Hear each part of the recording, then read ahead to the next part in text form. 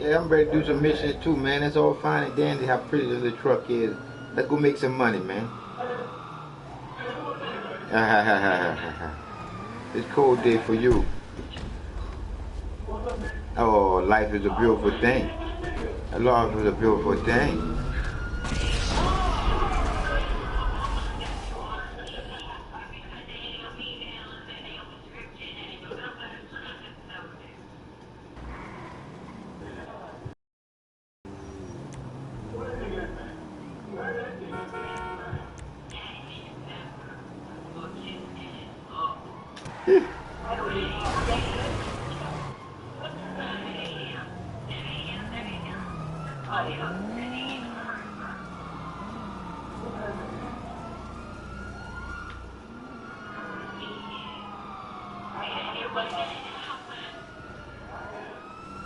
Hey, but when y'all ready, then I send y'all the friend request so we can do the mission with the what it is, the army truck. What's that? Hey, I'm ready whenever y'all know. I got y'all on my news right now. It's called ICU News. I see you. I see you. Look, I see you acting a fool news, son. It is what it is. I live here. I live here and watch y'all act a donkey until y'all get tired of me not coming out of my house and then disappear off here. Then I go do all of my missions.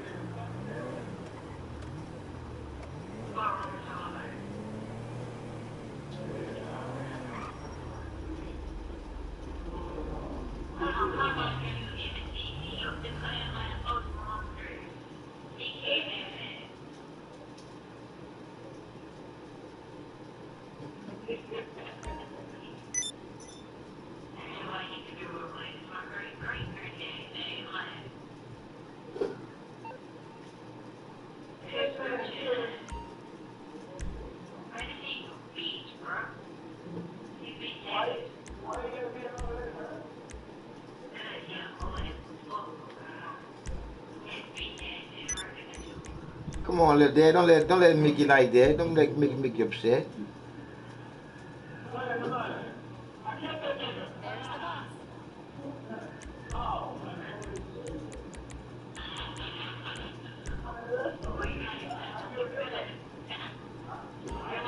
hi. What do you need? You got a nice fleet, boss. No problem. I'll have your personal vehicle brought around.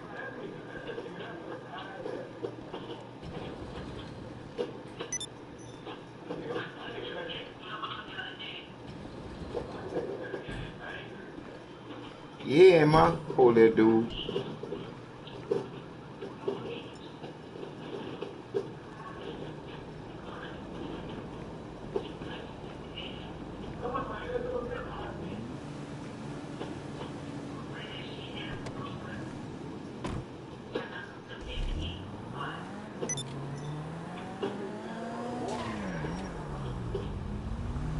That's what I'm talking about.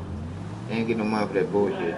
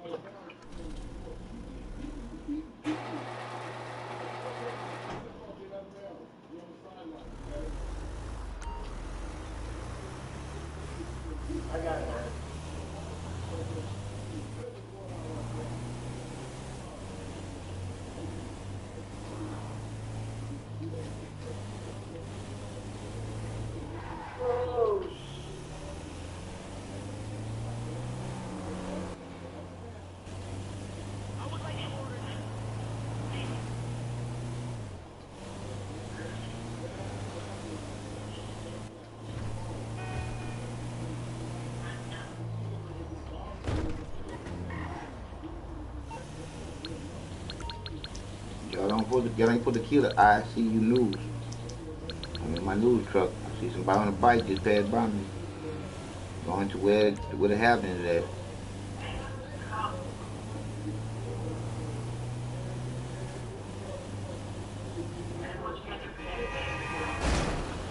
Cold day for you.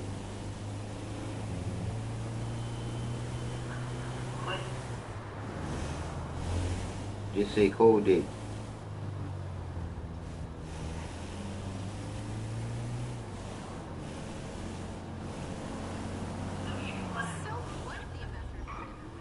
Huh?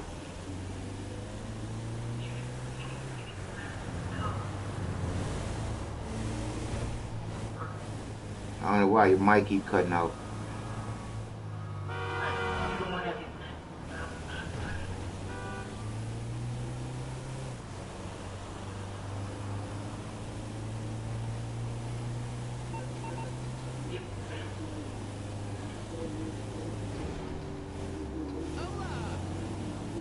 Something seriously wrong with your mic, man.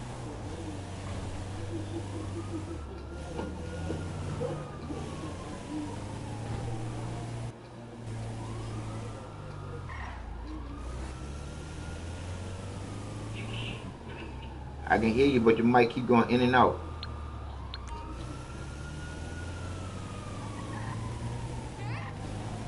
Oh my God!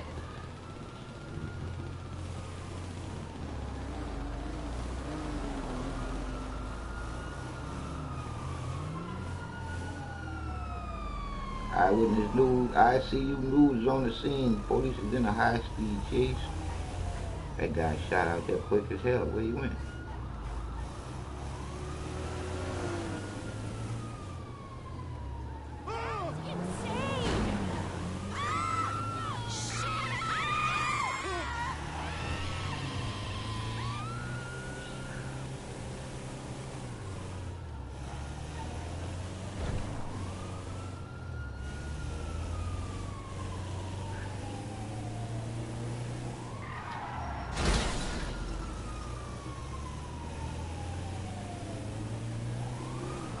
You the one that was in that white. You the one in that white van that had all the sound in it, huh? I said you the one in that white van that shined real snow white. I seen you.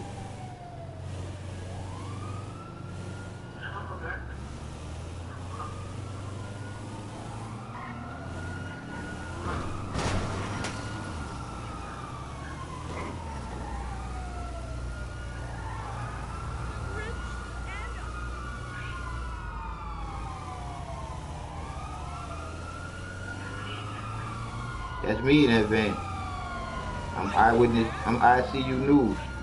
Y'all ain't supposed to kill me. I don't never pull out no gun on nobody. I just come see what's going on. Alright. See? Y'all ain't supposed to kill the news man, bro. That's why I disappeared on y'all.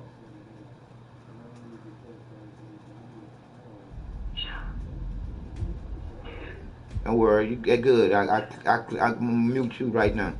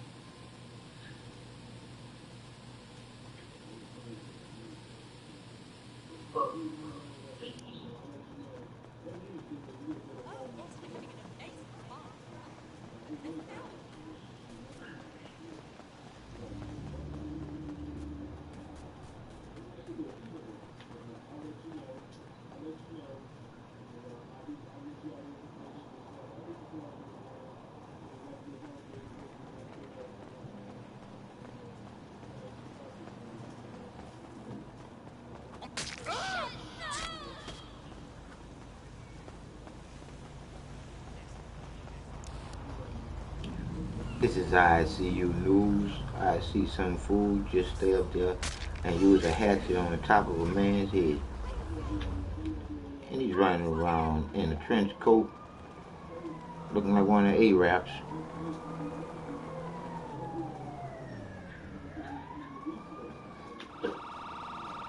Where's the police when the police is needed?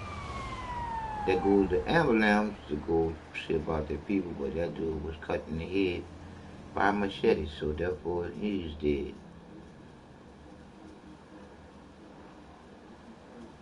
This is the type of shit that kids do.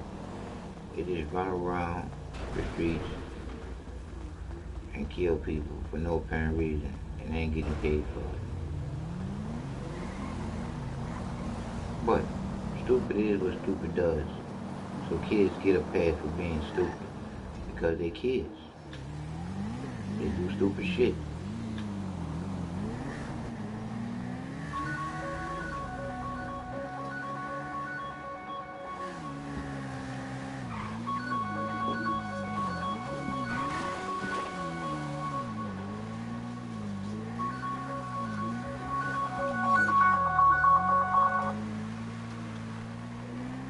Pretty sure that Johnny.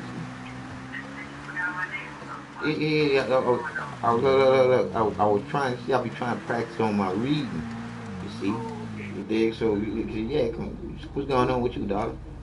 I wanted to ask you, was you satisfied with Was I satisfied with him? Yeah. No. You got something you need a lawyer for? Yeah. Good. Well, the same thing because, you know, like, all right, before the flood, I had an appointment to see the orthopedic doctor.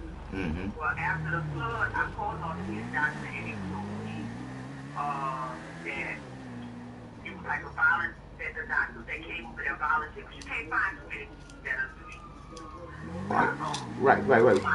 for Medicaid. Right. So this doctor was doing it for people voluntarily, and she thinks that he's doing something else right now. I've been calling him. They said we were calling to give me another appointment, and they haven't called me, and it's like my legs at work. So I called the lawyer Thursday, and I told the lady, you know, that I need him to give me a chiropractic doctor because my legs feel like I'm on pain medicine, you know, and I've been paying more. And it's really just depression for me, you know, because I had to come out come out there because I can't move around at the house for myself, you know. See, and I'm gonna say this to you right now. You should have fired that nigga when I told you to. Why? Why I say that? Okay, I'm listening. That's why. See. They didn't call me Friday, and I called them today, and they didn't answer the phone. Nah, you got Medicaid and Medicare. I have Medicaid. All right, okay, well, you got one where you can go to the hospital, right? Yeah, go to the hospital. You go to the hospital, then you fire. You see, because once you go to the hospital, you're going to get you're going to get paperwork stating that you went to the hospital because you couldn't. Right. You come on. You called the right person. Because this is no bullshit. This is the way that you get to stand up for yourself. Because right now, I'm getting ready to show these people here in Houston exactly what I'm all about. Because I want to know how I have to get a liar, which is a lawyer, to represent me, to tell them what happened to me, and it didn't happen to him, but he represented me. If the judge would have tell him, sit down and shut up, I can't stand up and say shit because he's representing me. Fuck that shit. I can't afford to fucking have him any fucking way. You see what I'm saying? And nobody don't want to do the shit pro bono. Everybody saying, well, with $200, we can sit down with the consultation. Fuck you and your $200. And I say that in a loving way because I'm not an angry person no more. But yeah, though, sweetheart, that's what you do, though. You got to live and get your paperwork done up, like your phone calls to him. Tape recorder, because your phone works like that now. Go get the app.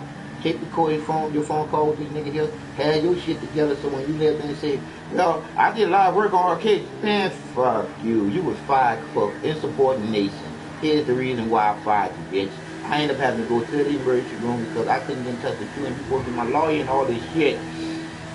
You know how that goes, sweetheart. Yeah, I know how it goes, but I get what. So, but we keep out this being such a big case, so I can represent myself. Yes, you can. I'm not prepared. Let me tell you how you're right. You're right, but you know what I'm saying? You don't need that nigga. Yeah, I don't, because I know what I'm gonna do. I'm gonna get you. No, he ain't. He already showing. He's showing you ain't gonna stand good for you right now. Cause anything he throw at him, he gonna take it and run. So like I'm about to tell you right now, I'm gonna get this lady that my boy had got, and she a lawyer here from New Orleans. I mean here in Houston that deal with New Orleans people. Cause that's all she like dealing with is New Orleans people. She's right now she's dealing with one of Neville brothers. So I'm gonna get in touch with him because she don't do what I need a lawyer for. But I ain't never got in touch with her personally to talk to her about my shit. But I can give you her number, and you can get in touch with her. I just email it to you. I mean, I'll text it to you.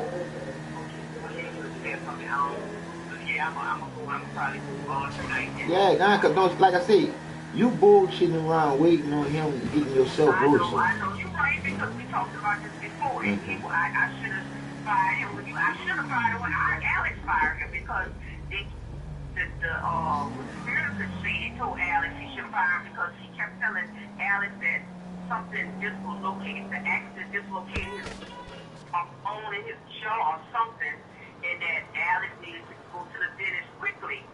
And Alex told the lawyer kept procrastinating, and the therapist said, look, you need to get to a dentist like now.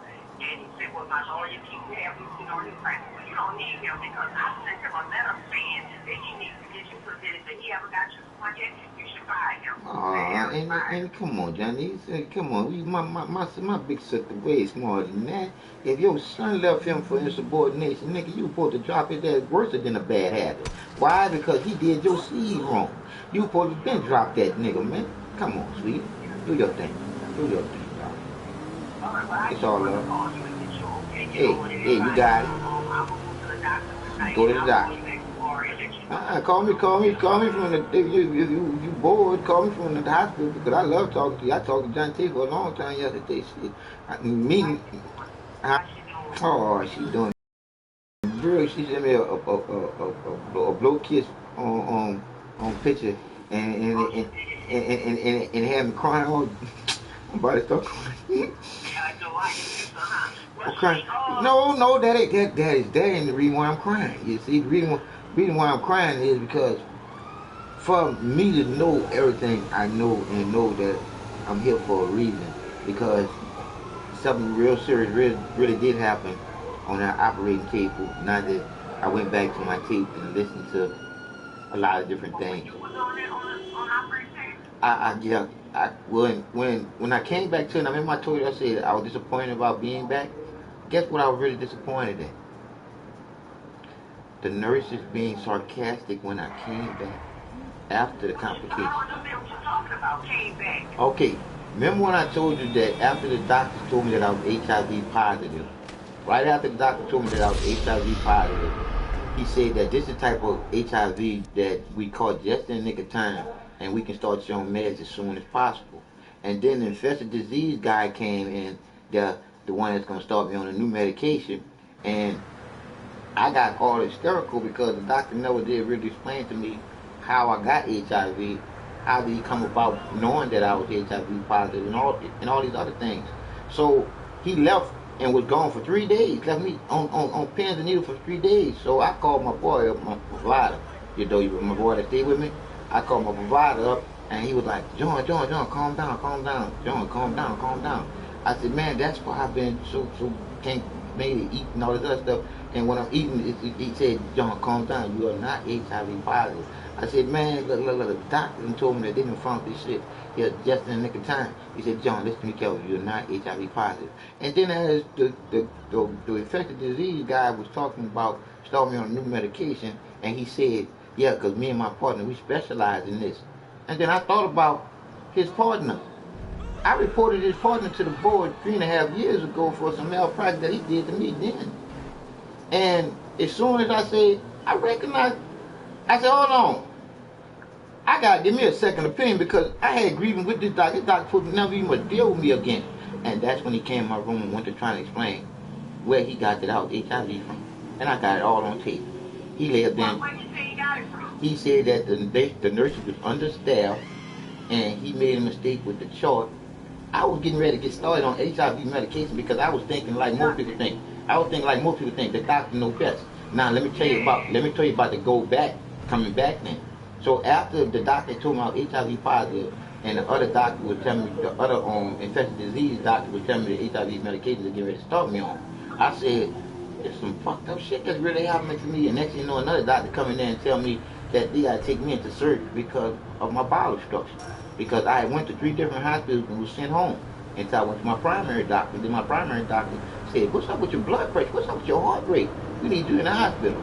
So they put me in the hospital. And that's when I was diagnosed with the kidney infection, the full-blown kidney infection, and the bowel obstruction. And then they called me up and wanted to know how I ended up going to 3 different hospitals and ended up being admitted in the hospital for what I was admitted to the hospital for because it was so bad.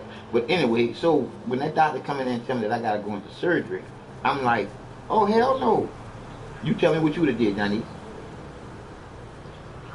All right, that's all I want to hear. Because... And I don't know, I'm proud of you, really, that you kind of still got your sanity because I tell you, I can't walk and I have the children to help me. And it is very, you just try to ask people to help you. And I know how my mama used to feel now when she used to say that she ain't having to. Being a burden. It's being a burden. Say the word like you want to say it. You see, you got to bite your tongue with the people that love you. The burden, you don't want to be a burden on nobody. Say it, just like you mean it. It did. I want to go get some from the store down home, but I can't walk there. So I ask them, they don't feel like going. So, it's like, it's frustrating because, really miss what you have until it's gone. Because I'm used to, I need to go to the store for water. I don't need to go, And it's like, I can't, I ain't give her speed to get up and walk to the bathroom. Wow, yeah. like I said, I can't be at my house because it's so big. And I'm just by myself. I fell out. Alex, you know what? Yeah, I sat on the floor for about 30 minutes. Ooh, that ain't good. Before I could get up. And, you know, I look at the kitchen. I'm right here in the living room on the sofa because I can't. It hurt me to lay in the bed over here, this bed over here. But not my bed at the house. So I'm laying on the sofa. I'm looking over at the counter in the kitchen. And I want to get something.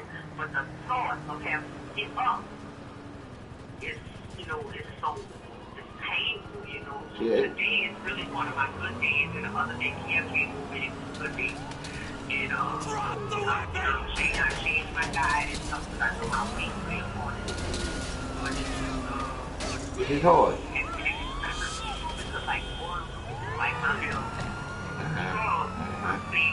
If I can't have that, it's like when I start feeling bad, I can't do something just deal with it. Yeah, but see, like I said, when you get like that, when you get in that state, all you gotta do is think of like this, look, hey, tomorrow gonna be a better day.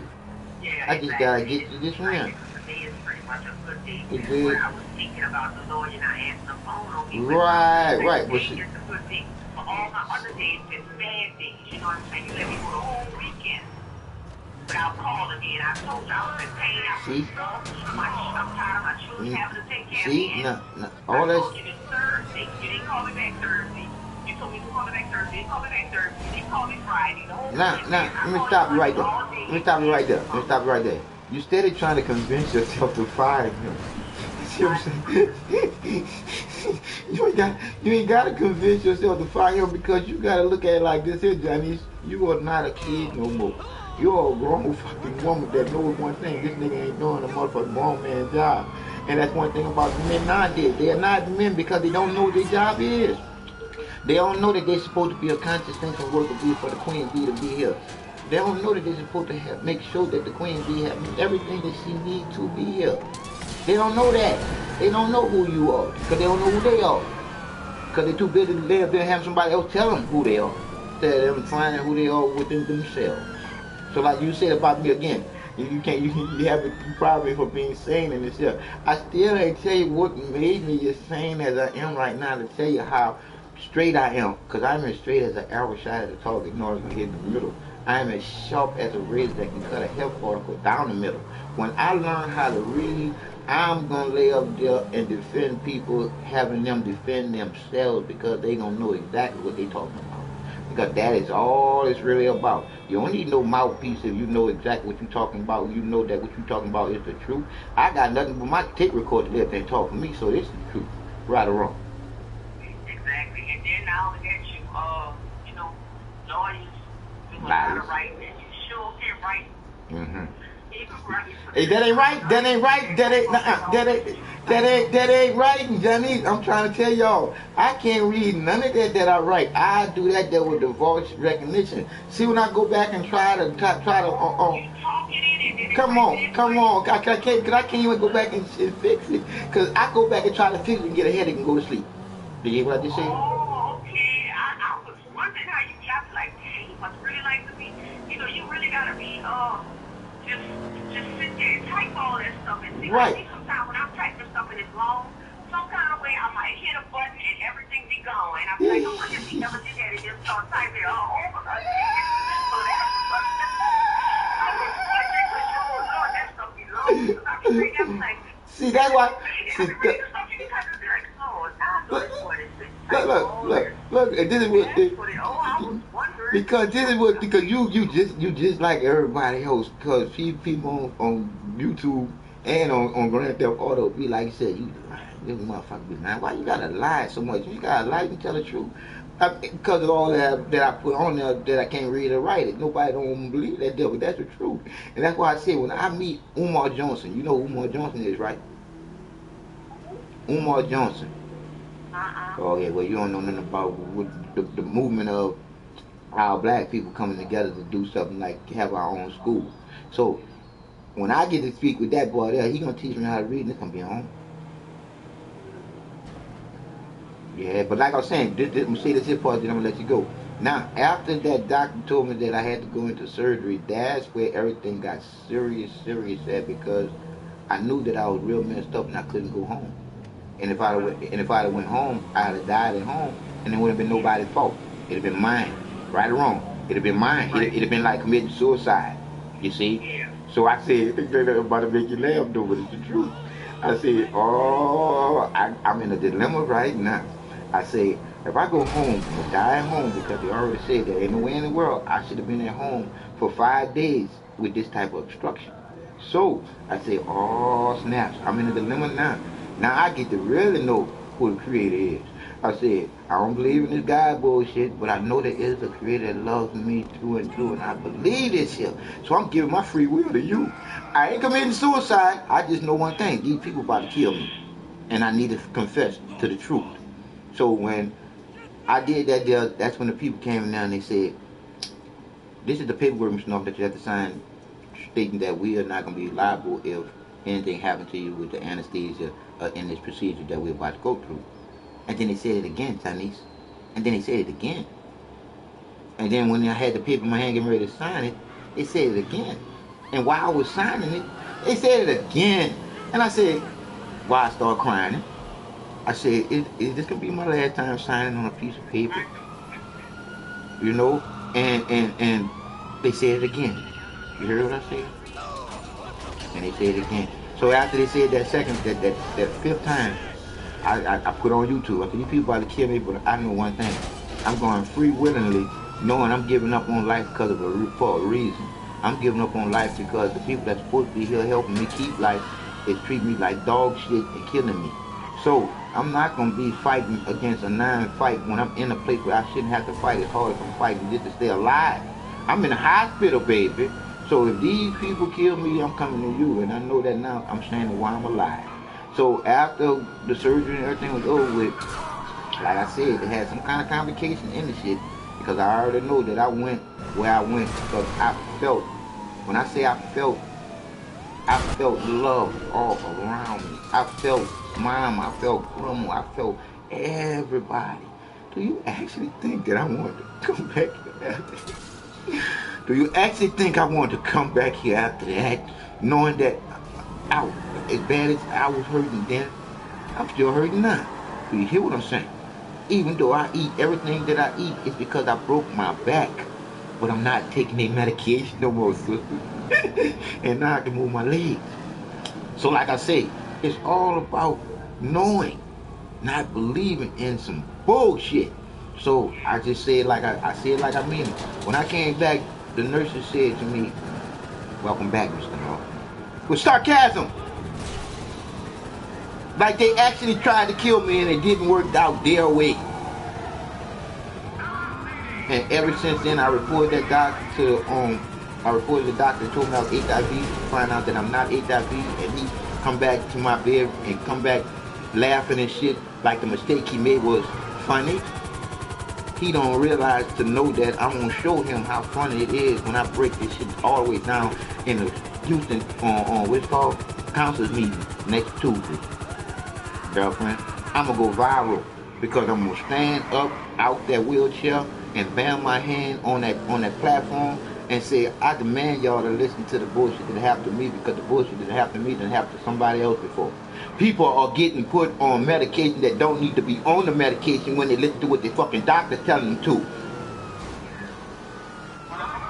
All right, sweetheart. Go do your thing. All right. Love you.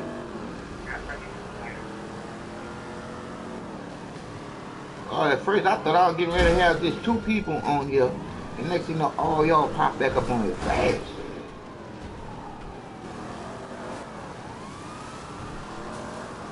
So welcome to I See You News. I see you acting a fool on this Grand Theft Auto 5. Mr. Yellow Car, I don't know what you trying to do, but that's fire. That's fire. You end up on the interstate. You end up on the interstate with the helicopter lives there and catching it too. You need to go back and check that one out yourself, because that was fire. You're going up there with the helicopter to get on the interstate.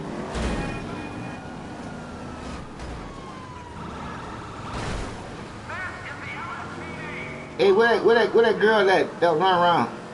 She in the car? Yeah, she in that car.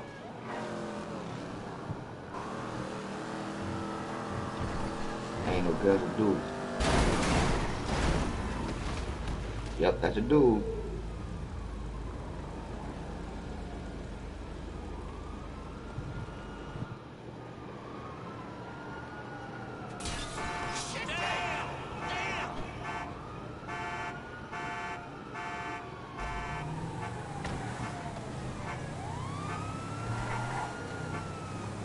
Could have more news with this news. Folks, these are people for whom there are no consequences, and yet they keep going higher and higher in our government. These are people openly flaunting the system while we ordinary Americans are held to a completely different standard. I got a question for you. Riding down the road, the speed limit says 55. I'm doing 65. Have I broke the law?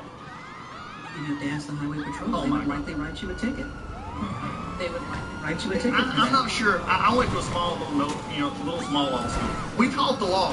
Harvard, I'm not sure anymore. Did you break the law or not? 65 and a 55. My dad was a state trooper. Be careful with your answer. You're under oath. As I said before, you would get a ticket for that. Okay, so you broke the law. You would be cited for that. That would be considered an offense. In the amazingness of this. Exposed emails continues to intrigue. Welcome to my chambers. The hack on the Democratic National Committee, which exposed emails, continues to intrigue.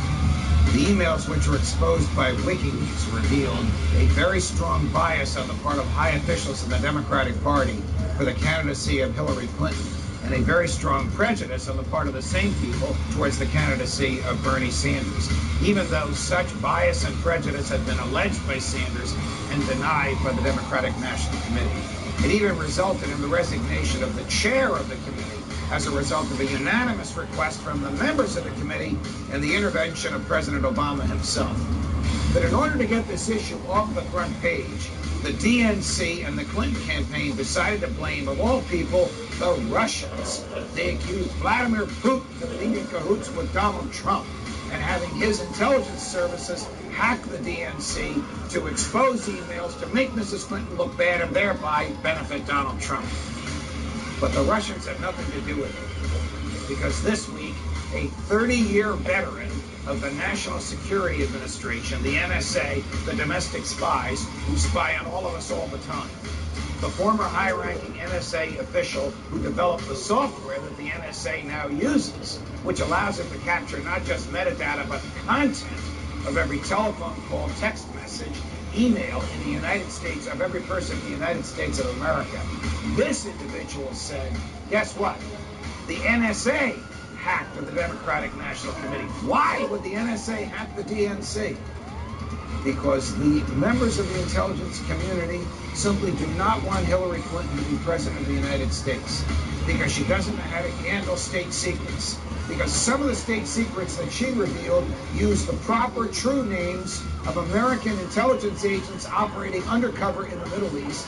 When they lost their covers, they ran for their lives, and some of them didn't run fast enough and lost their lives. It's very telling that the intelligence community would feel so strongly about Mrs. Clinton that they would attempt to sabotage her campaign to prevent her from becoming their boss. It's also telling that these folks would break American law in order to, in their view, save it. Welcome to my chambers. Basically what he said is she did everything short of a crime and then lied about it all the way. While she was being investigated. I don't know if she lied to him, but she repeatedly told the American people a bunch of nonsense. Well, that's true.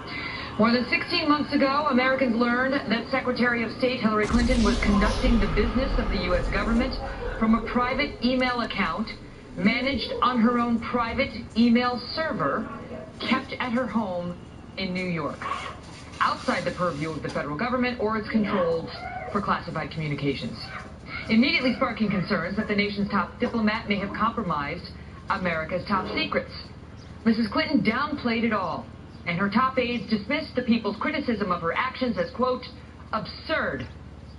The FBI launched an investigation, and hours ago, FBI Director James Comey announced his agency's findings. For example, Mrs. Clinton argued right from the get-go that she never sent or received any classified information on her personal email. Watch. I did not email any classified material to anyone on my email. There is no classified materials. I never sent or received any classified material. They are retroactively classifying it. From the group of 30,000 emails returned to the State Department in 2014, 10 emails in 52 email chains have been determined by the owning agency to contain classified information at the time they were sent or received. I have absolute confidence that everything that could be in any way connected to work is now in the possession of the State Department. The FBI also discovered several thousand work-related emails that were not among the group of 30,000 emails returned by Secretary Clinton to State in 2014. Thought it would be easier to carry just one device for my work and for my personal emails instead of two. Secretary Clinton used several different servers and administrators of those servers during her 4 years at the State Department. And she also used numerous mobile devices to send and to read email on that personal domain. It was allowed, and the rules have been clarified since I left about the practice. None of these emails should have been on any kind of unclassified system. They were extremely careless in their handling of very sensitive, highly classified information. It had numerous safeguards. It was on property guarded by the Secret Service, and there were no security breaches. We assess it is possible that hostile actors gained access to Secretary Clinton's personal email account.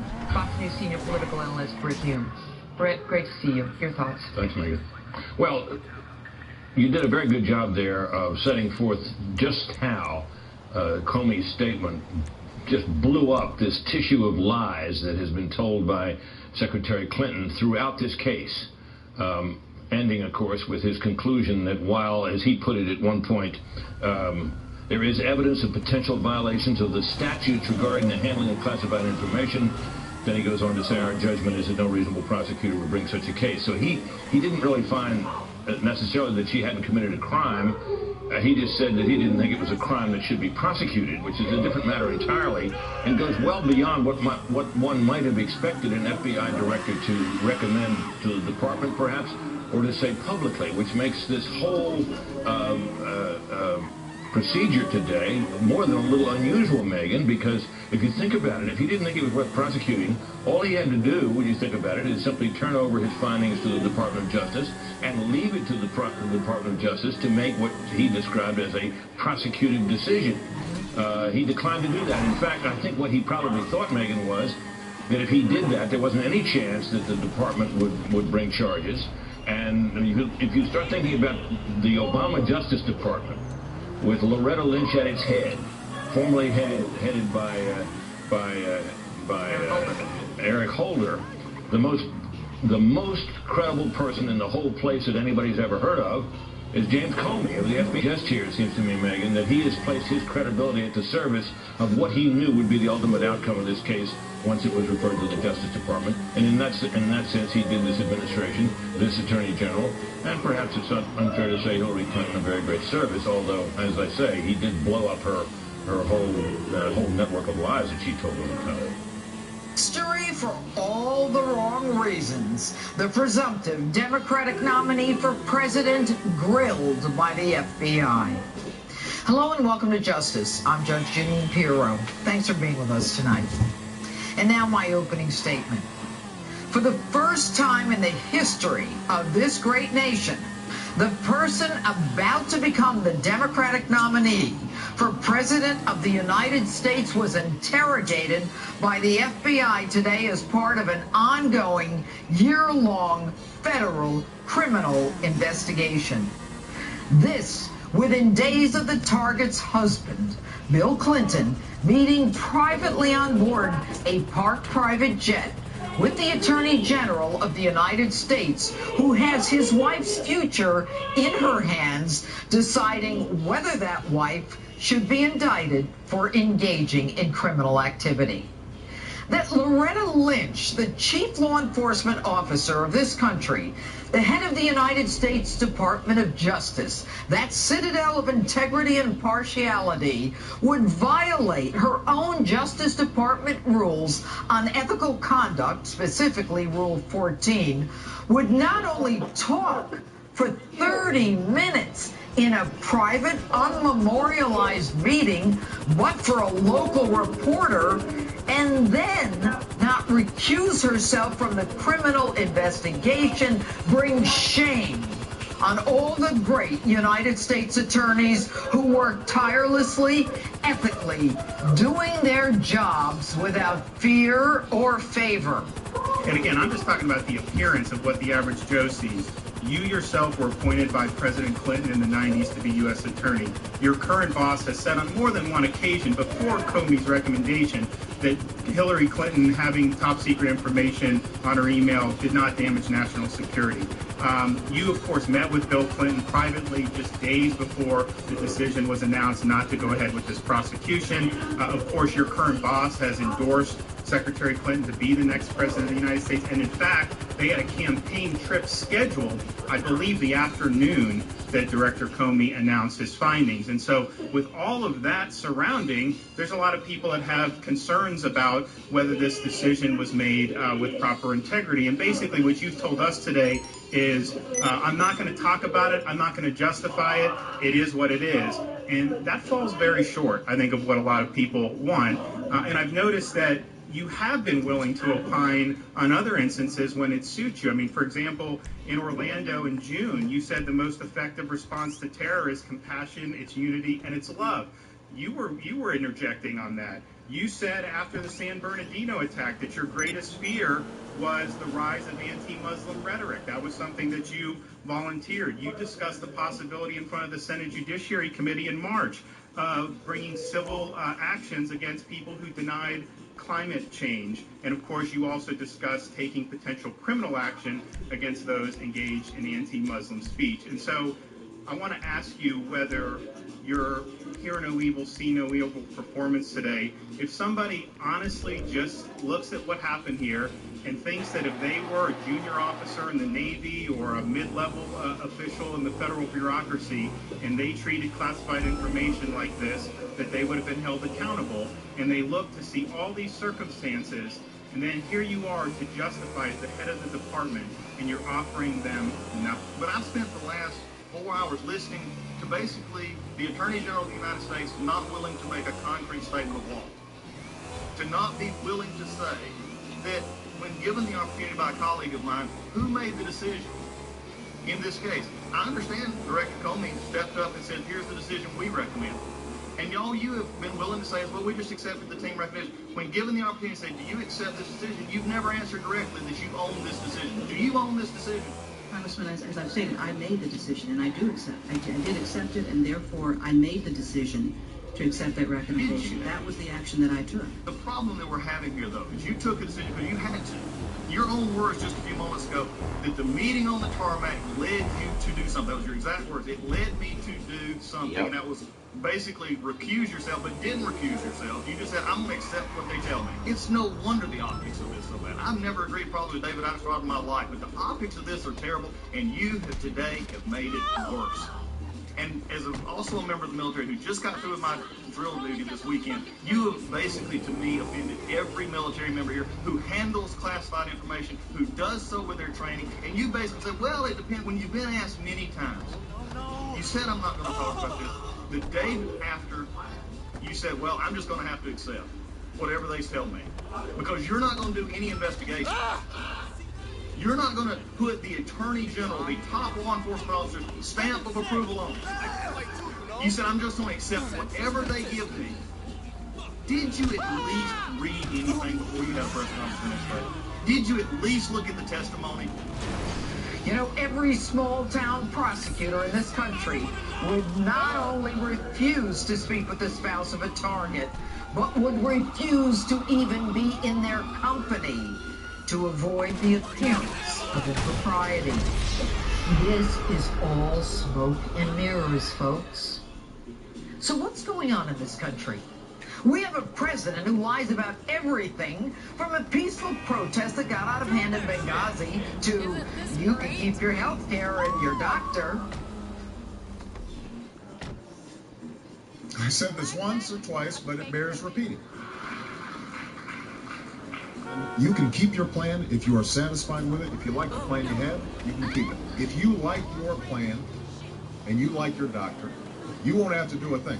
You keep your plan. If you like your health care plan, you'll be able to keep your health care plan. If you've got health insurance, you can keep it. If you like your health care plan, you will keep your plan. If you've got health insurance, you like your doctor, you like your plan, you can keep your doctor, you can keep your plan. If you have insurance that you like, then you will be able to keep that insurance. If you like your doctor or health care plan, you can keep it. If you like your health care plan, you can keep your health care plan. If you like your health care plan, you can keep your health care plan. If you like your private health insurance plan, you can keep your plan. If you like your health care plan, you can keep your health care plan. If you like your private health insurance plan, you can keep it. If you want to keep the health insurance you got, you can keep it. If you like the insurance plan you have now, you can keep it. And if you like your insurance plan, you will keep it. So if you like your plan, you can keep your plan. If you like your plan, keep your plan. If you like your current insurance, you will keep your current insurance. If you like your plan, you can keep your plan. If you like your plan, you can keep your plan. With what you got, nobody's changing. A Secretary of State who lies about everything from that despicable video causing the deaths of an ambassador and 3 Americans to having her own server for convenience. Now, I've spent over 3 decades in the criminal justice system as a prosecutor, an elected judge, and an elected district attorney. I have investigated, arrested, indicted, prosecuted, and sentenced criminals for murders, rapes, and violent felonies, and every one of them is entitled to the presumption of innocence. But is everyone entitled to the presumption of truthfulness? Are these people entitled to a presumption of truthfulness? The answer is absolutely not.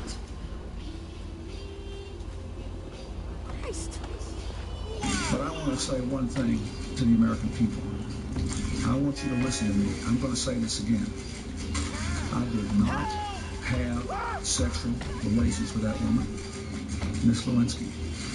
I never told anybody it's a lie, not a single time, never. These allegations are false, and I need to go back to work for the American people. Thank you. Volunteer information. Indeed, I did have a relationship with Miss Lewinsky that was not appropriate. In fact, it was wrong. It constituted a critical lapse in judgment and a personal failure on my part, for which I am solely and completely responsible. There is no way Bill Clinton is entitled to a presumption of truthfulness. His talking to the Attorney General when he himself might be a target or at least a witness in the worldwide money laundering operation called the Clinton Foundation, parading as a not-for-profit charity, would be bad enough if we had reason to believe they were saying the truth. But with Bill Clinton, there can be no presumption of truthfulness. There is serial evidence to the contrary. Bill Clinton was impeached for perjury and obstruction of justice. He escaped indictment by accepting a penalty short of criminal conviction, including an unequivocal admission of lying under oath by surrendering his law license. As a result, he was disbarred. Hillary Clinton has been investigated for everything from the Rose Law Firm to Whitewater to cattle futures to missing files, Travelgate, etc. So what should Americans reasonably believe? Nothing that they say. The Clintons repeatedly violate our standard of truthfulness and honesty. So should these people be trusted to run our country? Should Hillary Clinton be trusted to run for President of the United States? Should the Clintons be trusted to go back into the White House? The answer is positively, absolutely, undeniably, unquestionably no. Hillary Clinton meeting with top U.S. intelligence officials at an FBI office just north of New York City, getting her first national security briefing as the Democratic presidential nominee this morning. Yesterday's classified briefing caps a week of questions about her email and evidence of pay for play as we learn about direct connections between the Clinton Foundation and top officials at the State Department. We're going to be talking about that this morning. Joining us right now is former New York City Mayor Rudolph Giuliani. Mr. Mayor, good to see you. I find the briefing very extraordinary.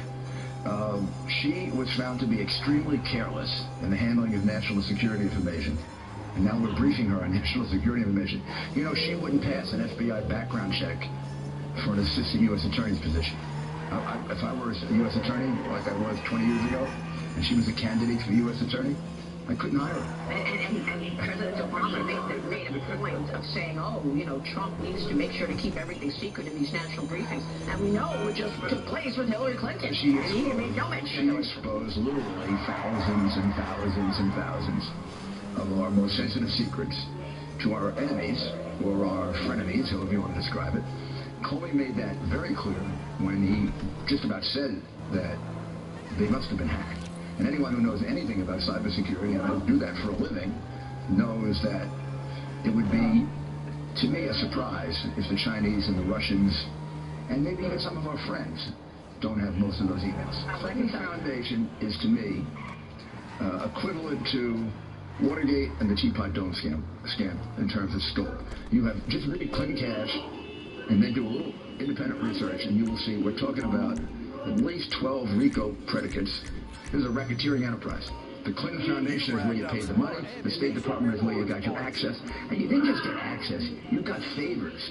You got the sale of uranium. That's a quid pro quo. You got a meeting with the American ambassador to Lebanon. That's a quid pro quo. The exact same thing with UBS.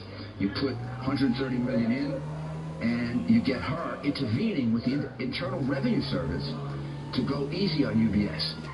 Wow. That, to me, old prosecutor that I was, we used to call that in the old days, maybe it doesn't exist anymore, bribery. And I put RICO cases together, racketeering cases together, on far less than that. Well, when you look at the timing of it, like, for example, the uranium deal, it was right then that then the Clinton Foundation got this money, hundreds of millions of dollars. Which also, by the way... And then Bill Clinton got $600,000 for a speech. Which undermined our national security and puts us in jeopardy. Is that resonating with voters, though? I believe it's death by 1,000 cuts. I think there's so much now that even the most loyal Hillary people and the people who are worried about Trump have to see that this woman... Sure. I'll send you the details. She handled the State Department in a way that it was a racketeering. Well, we know that 50% of her meetings were with donors. So you know how to get a meeting with the Secretary of State. They just happened to nominate, on the other side, the biggest liar of all. Among the victims of our late ambassador, Chris Stevens, I mean, what she did with him was absolutely horrible. He was left helpless to die as Hillary Clinton soundly slept in her bed. That's right. When the phone rang, as per the commercial, at 3 o'clock in the morning, Hillary Clinton was sleeping. Ambassador Stevens and his staff in Libya made hundreds and hundreds of requests for security. They were desperate. They needed help. Hillary Clinton's State Department refused them all. She started the war that put them in Libya, denied him the security he asked for, then left him there to die. To cover her tracks, Hillary lied about the video being the cause of death, the famous video. All a lie, another Hillary lie. Here's what one of the victims' mother had to say. I want the whole world to know it. She lied to my face. And you know, this person cannot be president. She cannot be president. So, I mean, Bill Clinton is the man is a perjurer. He perjures under oath. I mean, the man was impeached for perjury. And it's not just for one thing. It's repeatedly in depositions. It's in grand juries. I mean, this is someone who is not honest. Someone who was the Attorney General who knew that it was unethical. And shame on Loretta Lynch for not throwing him off that plane. And it just tells me the whole lot of them are a bunch of sleazy, slimy politicians. It's a general investigation. Who is she going to answer to? Who is she going to answer? This woman should not only recuse herself, she should resign. Because what she has done to the American public's faith in the criminal justice system, she's totally destroyed it. From Law and Justice Chief Counsel Jay Sekulow. All right, Jay, thanks for being with us tonight. What do you make of this latest 3.5-hour voluntary interview with the FBI? Yeah, voluntary interview, because if she didn't volunteer, they were going to subpoena her. Look, it's exactly what you said, Judge. This is the last person you interview. I've been involved in prosecutions. You have too. The last person you interview is who? The target. That's exactly what you said. That's what's the situation here. She's the target. So she's the last one interviewed. But the outrage of this to the American people should be the rule of law has been completely sabotaged here. And what about those FBI agents who have been working on this case for a year to find out that days before the target of the investigation is interviewed by the FBI, the Department of Justice, her husband gets on the airplane owned by the United States Department of Justice and has a private conversation with the chief law enforcement officer of the United States of America, the Attorney General. So I'm with you. We're past recusal. She needs to resign. She needs to. I still say at the end of the day, because those emails went from Hillary Clinton on the private email server to the President of the United States, an indictment not likely, but this situation with the Attorney General casts such a shadow on it that if the FBI makes that recommendation in its criminal reference letter to the Department of Justice and they don't prosecute, I cannot even imagine what the fallout's going to be. I mean, this, to me, as someone who has grown up in law enforcement, I am outraged at what I see. I am outraged at what I see. Crime after crime after crime after crime after crime after crime.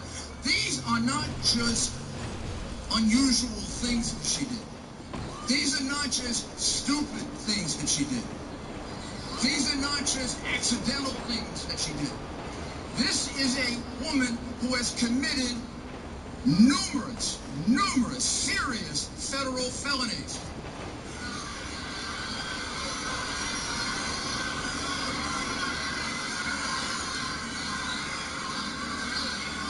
She has lied under oath. She has lied to the public, and I have no doubt she lied to the FBI. She exposed to all of our enemies some of the most secret information that we possess, which is the reason why it's redacted now. And even a senator like Senator Sessions can't get to see it because it's so secret. She exposed that on her server for China, for Russia, for Iran, for Al-Qaeda, for ISIS, or for any good hacker to get. And she put the lives of American operatives in jeopardy by doing that. Very rarely in history do people get the opportunity to vote for true, real, profound change. I would venture to say this is an opportunity that's not even just once in a lifetime opportunity. This is the kind of opportunity that only comes once in many hundreds of years. And it's important, it's crucially important that every morning we wake up, we're cognizant of just how historic and how rare this opportunity is. Because folks, it's not going to come again. I mean, we have been betrayed and let down by politicians year after year after year after year after year. And you hear the same promises, oh, well, we're going to secure the border. Does the border ever get secured, folks? No. They say, oh, well, we're going to bring back our manufacturing jobs, but do those jobs ever come back? They say they're going to clean up D.C. and kick out the special interest. Did the special interests ever go? After 8 years of Obama, the special interests are more powerful than ever. The gap between the rich and poor is wider than ever. The control of Wall Street is greater than ever. And the ability of everyday people to control their own affairs is less than it has ever been.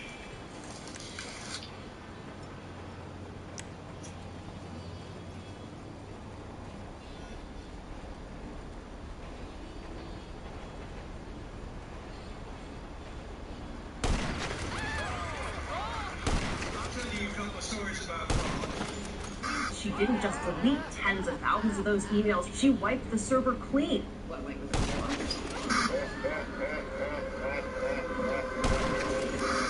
a It's no secret that we're going up against some pretty powerful forces that will do and spend whatever it takes to advance a very different vision for America. Personal emails are my personal business.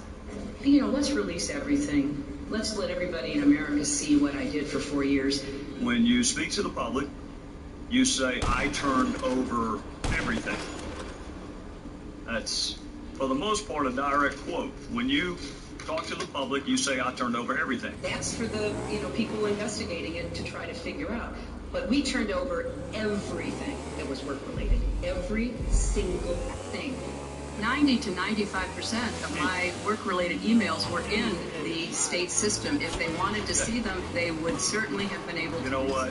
That is maybe the 10th time you have cited that figure today. It is. And I have not heard anyone other than you ever cite that figure. Who told you that 90 to 95% of your emails were in the State Department system? Who told you that? We learned that from the State Department in their analysis of the emails that were already on the system. The Inspector General report found that less than 1% of State Department emails, record emails, were captured. So they give a number of less than 1%, and you give a number of 90%. I have absolute confidence that everything that could be in any way connected to work is now in the possession of the State Department. This pile represents the emails that you sent or received about Libya in 2011, from February through December of 2011. This pile represents the emails you sent or received from early 2012 until the day of the attack. There are 795 emails in this pile. We've counted them. There are 67 emails in this pile in 2012. And I'm troubled by what I see here. I can only conclude by your own records that there was a lack of interest in Libya in 2012.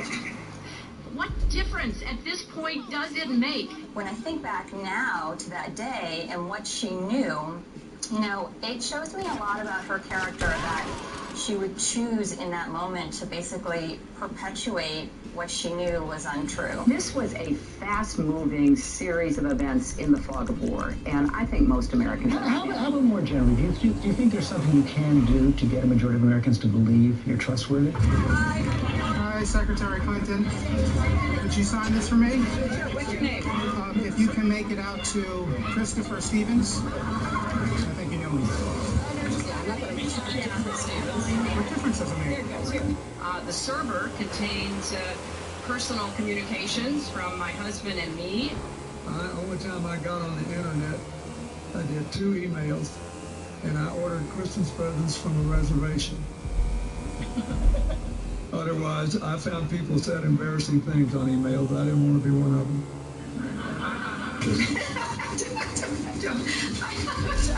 I mean, how many angels dance on the head of a pin? I have really nothing to.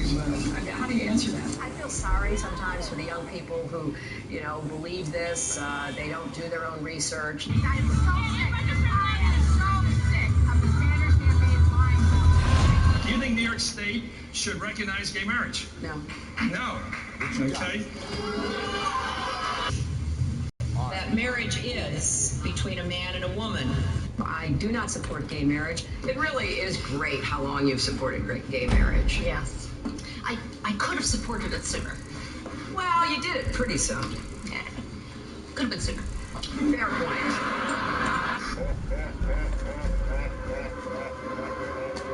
The unborn person doesn't have constitutional rights. Are you saying that a child on its due date, just hours before delivery, still has no constitutional rights? Under our law, that is the case.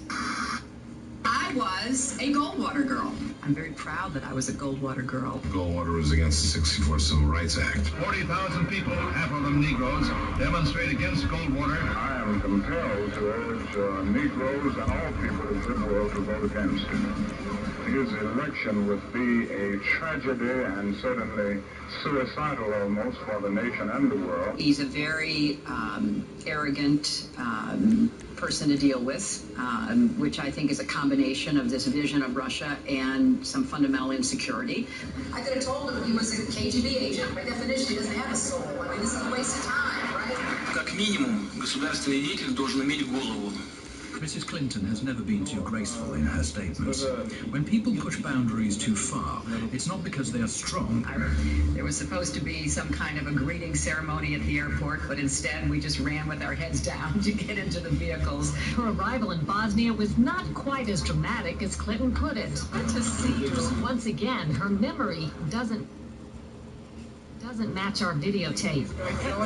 She and her daughter Chelsea lingered on the tarmac to greet U.S. military officials. Took photos. There was the group of 7th graders on the tarmac too. And then Senator Clinton walked to the armored vehicle where she did eventually dock and enter.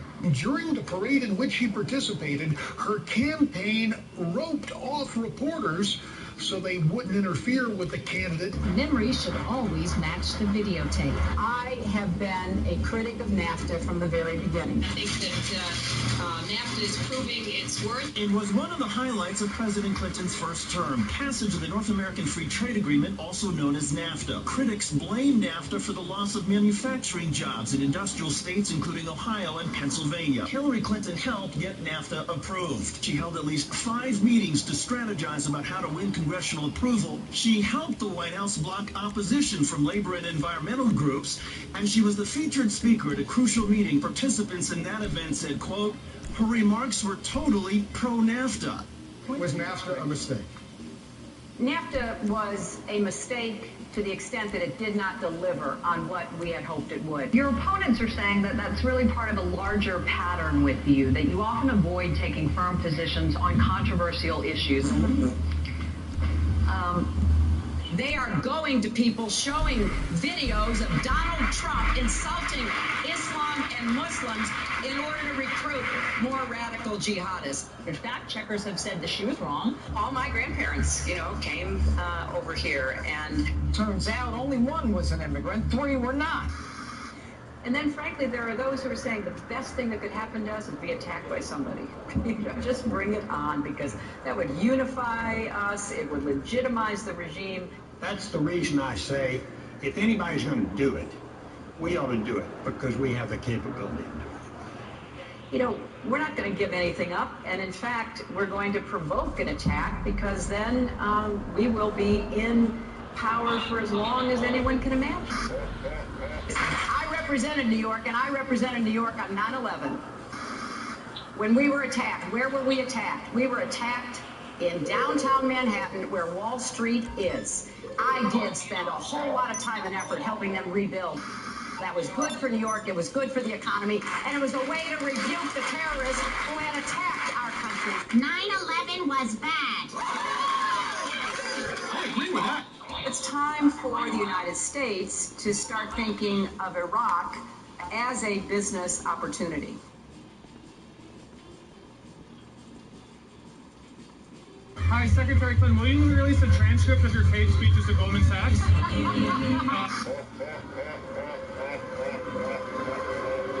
No, there's a lot of controversy over the speeches.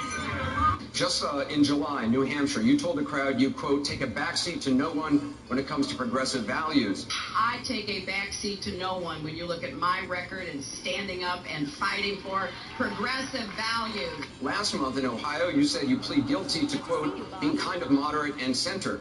Do you change your political identity based on who you're talking to? No, I think that, like most people that I know, I have a range of views, but they are rooted in my values and my experience. You know, I get accused of being kind of moderate and center. I plead guilty. Just for the record, are you a progressive or are you a moderate? I'm a progressive. I represented Wall Street as a senator from New York, and I went to Wall Street in December of 2007, before the big crash that we had, and I basically said, cut it out. Quit foreclosing on homes. Quit engaging in these kinds of speculative behaviors. Now, who's exactly to blame for the housing crisis? I think there's plenty of blame to go around. Home buyers who paid extra fees to avoid documenting their income should have known they were getting in over their heads. Are you a progressive or are you a moderate? I'm a progressive. Of course we have to deal with the problem that the banks are still too big to fail. We can never let the American taxpayer and middle-class families ever have to bail out the kind of speculative behavior that we saw. But we also have to worry about some of the other players. AIG, a big insurance company, Lehman Brothers, an investment bank. There's this whole area called shadow banking. That's where the experts tell me the next potential problem could come from. You were against same-sex marriage, now you're for it. You defended President Obama's immigration policies, now you say they're too harsh. You supported his trade deal dozens of times. You even called it the gold standard. Now suddenly last week, you're against it. Will you say anything to get elected? Well, actually, I have been very consistent over the course of my entire life. Time and time again, you hear one thing in speeches, and then you see a campaign that has the worst kind of tactics, reminiscent of the same sort of Republican attacks on Democrats. Well, I am here to say that it is not only wrong, but it is undermining core democratic principles. Since when do Democrats attack one another on universal health care? I've looked at the legislation that Senator Sanders has proposed, and basically he does eliminate the Affordable Care Act, eliminates private insurance, eliminates Medicare, eliminates Medicaid, TRICARE, Children's Health Insurance Program. This is what drives people crazy. It drives them crazy. You know, why not just come out and lay it out? This is what makes people distrust not just these politicians, but Washington, but the administration, but anybody who even raises their hand and testifies under oath, believing you're not being straight with me. In conclusion, Congress is supposed to provide oversight. The voters are supposed to provide oversight. And you are supposed to provide oversight. That's why you have special liberties, and that's why you have special protections. I am not surprised that the President of the United States called this a phony scandal. I'm not surprised that Secretary Clinton asked, what difference does it make? I'm not even surprised that Jay Carney said Benghazi happened a long time ago.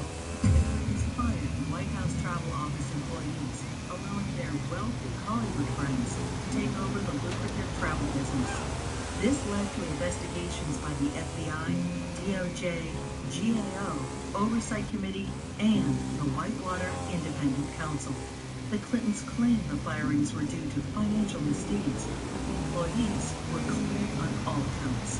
Hillary Clinton allegedly played a central role in the firings, yet in her sworn testimony, she claimed she was not involved.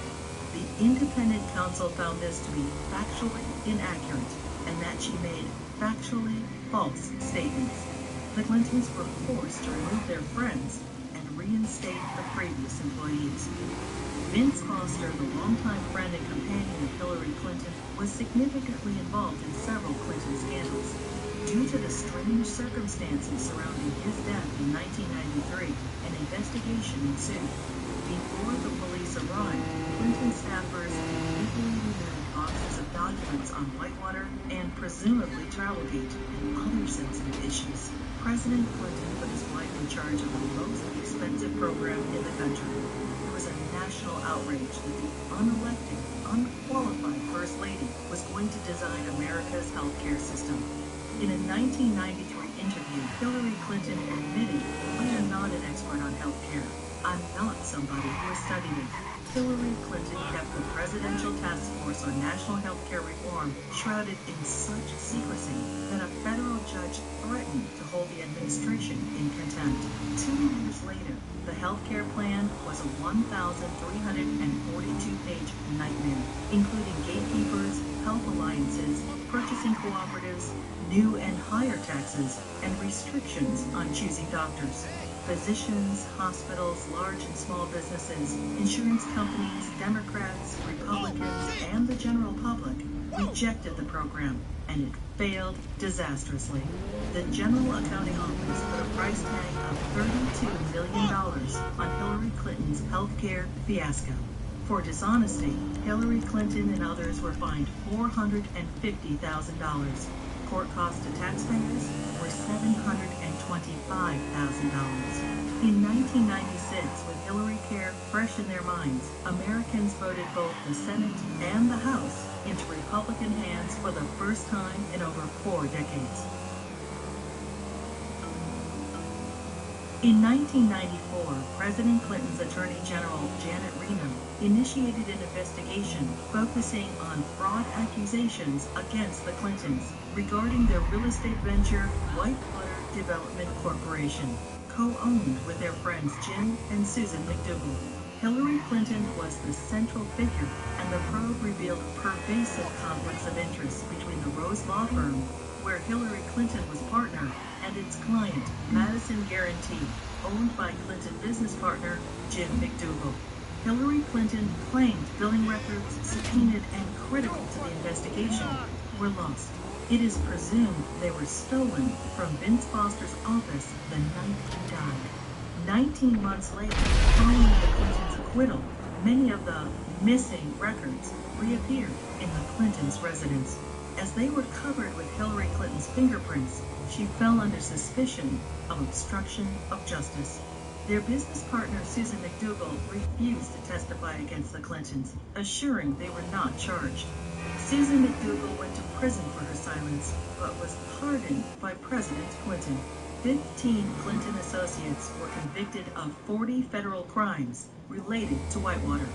The independent counsel's report highlighted the president's abundant and calculating lies under oath, obstruction of justice, and abuse of power. During this case, many other alleged abuses were uncovered. The 4.5-year expanded investigation cost taxpayers $145 million. Oh, hi. Hillary Clinton's trades in cattle futures raised suspicions of improprieties as her very first trade of $5,000 quickly turned into over $490,000. She refused to release her tax returns for the years in question. Hillary Clinton insisted that she made all the investment decisions herself.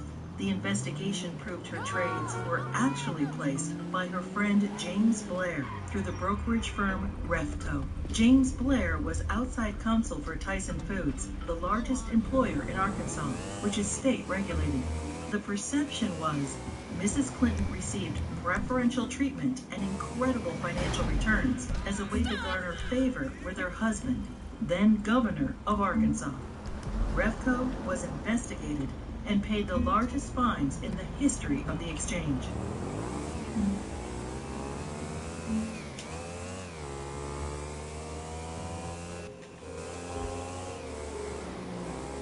The Clinton administration improperly requested and received FBI background reports on 900 Republican officials. Hillary Clinton allegedly initiated the request to add data to her enemies list, leading to 3 separate investigations in 1996. In testimony, the White House Personnel Security Director refused to name Hillary Clinton as the source of the request, and he was forced to resign. Hillary Clinton claimed she was guiltless and was called a congenital liar in the New York Times. The fund was established so individuals or companies hoping to garner favor with the president could help pay the Clintons' endless legal bills. In 1996, hello, Pegasus Lifestyle Management. How can I help? Thank you, sir. Your spectacular aircraft is now ready for you at our nearest airfield. With an effort by China to influence administration policies. In violation of U.S. law, agents for the Chinese government and military funneled millions into President Clinton's re-election campaign, the Clinton Legal Defense Fund, and the DNC. The DOJ's report stated, a pattern of events suggests a level of knowledge within the White House, including the President's and First Lady's offices, concerning the injection of foreign funds into the re-election effort. The Clintons were accused of using the IRS to harass their enemies, including Republican politicians, the White House Travel Office, the NRA, Judicial Watch, the Heritage Foundation, and other conservative organizations. A senior IRS official admitted that Clinton opponents were singled out for tax audits. Also audited were Bill Clinton's female accusers, including Jennifer Flowers, Paula Jones, Juanita Broderick, and Elizabeth Ward Grayson.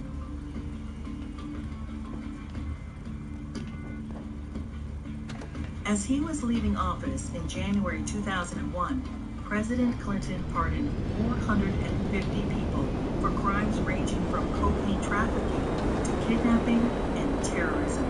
Several pardons personally benefited Hillary Clinton and were investigated for direct ties to her New York Senate bid. Mark Rich, a billionaire fugitive, owed the government over $160 million and was charged with tax evasion, wire fraud, racketeering, and trading with Iran. Rich's ex-wife, Denise Rich, a close friend of the Clintons, donated over $600,000 to the Clinton Presidential Library just prior to the pardon. Mrs. Rich also paid $14,000 to the Clinton Legal Defense Fund and $135,000 to Hillary Clinton's Senate campaign. The New Square Four were elders of a Republican voting Hasidic community convicted of defrauding the government of millions of dollars. Candidate Clinton met with their Grand Rabbi. Hillary Clinton received their votes, and the New Square Four received their pardons. Hillary Clinton claimed, I did not play any role whatsoever in the pardons. Hillary Clinton's brother, lawyer Hugh Rodham, charged high fees to use his family influence to obtain presidential pardons. Carlos Vignali, a Los Angeles drug lord, paid Rodham over $500,000, and his sentence for cocaine trafficking was commuted. Almond Brasman, a scam artist, paid Rodham over $250,000 and was pardoned for defrauding senior citizens of millions of dollars. Fighting for Puerto Rican independence, the FALN exploded 138 bombs in New York City, Chicago, and Puerto Rico. During a 10-year reign of terror, 13 innocent people were killed and over 80 were maimed. New York City Councilman Jose Rivera met with Hillary Clinton, proposing pardons for FALN members in return for Puerto Rican support in her Senate race. 2 days later, President Clinton pardoned 16 FALN terrorists. These pardons were condemned by Democrats and Republicans, the House and Senate, the FBI, the U.S. Attorney, the Federal Bureau of Prisons, and the Fraternal Order of Police. Another probe into wrongdoing ensued. When Congress requested additional information, President Clinton claimed the executive privilege preventing anyone involved with the pardons from testifying. Hillary Clinton claimed no involvement in or prior knowledge of the decision. Former Democratic President Jimmy Carter called these shameless pardons disgraceful. The largest political fundraiser in U.S. history became the largest election fraud in history. In the year 2000, the fundraiser for Hillary Clinton's New York Senate race was attended by 1,300 people, including the Hollywood elite and the Democratic leadership. In violation of federal election statutes, an individual, Peter Paul, financed the entire event. Peter Paul was also a convicted cocaine trafficker. In violation, Hillary Clinton was involved with the solicitation of funds and the coordination of the gala. In violation, Hillary Clinton requested in writing an additional $150,000 from Peter Paul in untraceable securities. The Clinton campaign's filings with the Federal Elections Committee stated the event only cost $500,000. The actual price tag was $1.5 million. Senator Clinton was fined over $50,000 for purposely underreporting the cost of the event. In another campaign finance fraud, Hillary Clinton ignored FBI warnings and accepted over $900,000 from scam artist and felon Norman Sue. Hillary Clinton's Senate tenure was undistinguished. In 7 years, she introduced only 3 minor bills which became law, including the naming of a post office. She helped secure millions in federal assistance for a New York developer. Ethics questions arose when the businessman donated over $120,000 to the Clinton Foundation. Senator Clinton did not support English as the official language of the United States government, and she enthusiastically voted for the Iraq War resolution. Hillary Clinton ignored Senate rules and reporting requirements for the hiring of staff and non-paid fellows, breaking the Senate Code of Official Conduct and hiding multiple conflicts of interest. She was investigated by the Senate Select Committee on Ethics.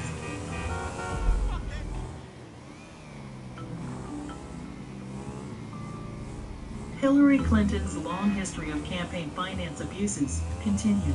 Jeffrey Thompson and other fundraising bundlers for her failed 2008 presidential campaign pled guilty to conspiracy and campaign finance law violations. In the primaries, Democrats nominated the little-known junior Senator Obama over the well-known, scandal-ridden Hillary Clinton.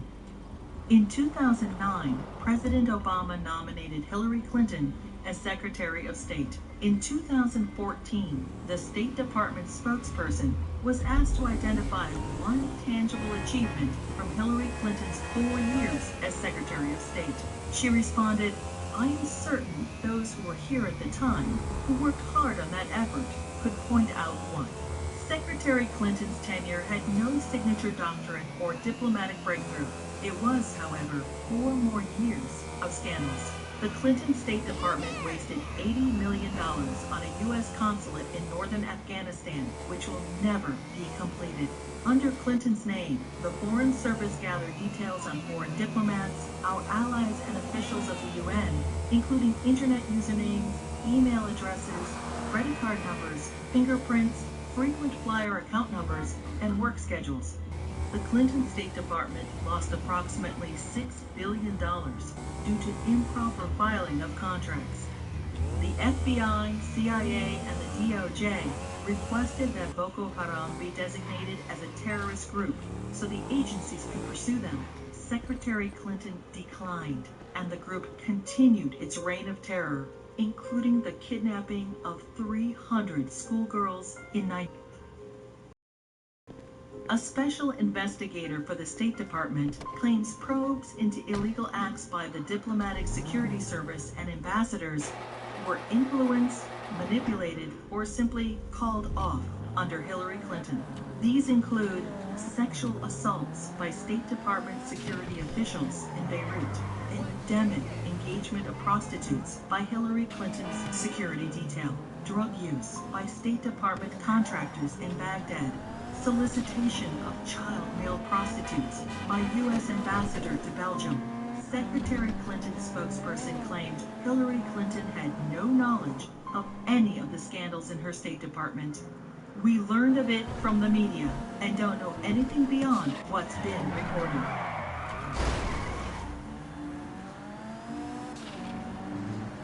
The United States mission in Benghazi, Libya, was attacked on September 11, 2012. As Hillary Clinton was Secretary of State at the time, she is at the heart of the cover-up investigation.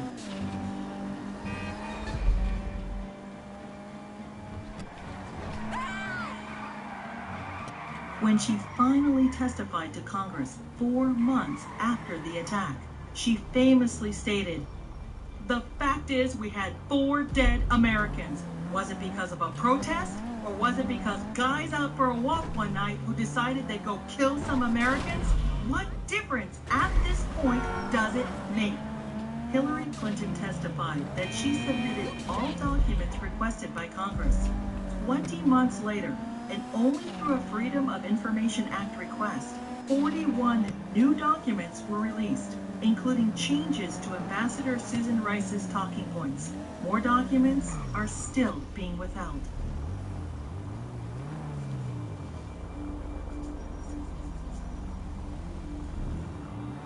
The Presidential Records Act allows restricted access to documents for 12 years after leaving office.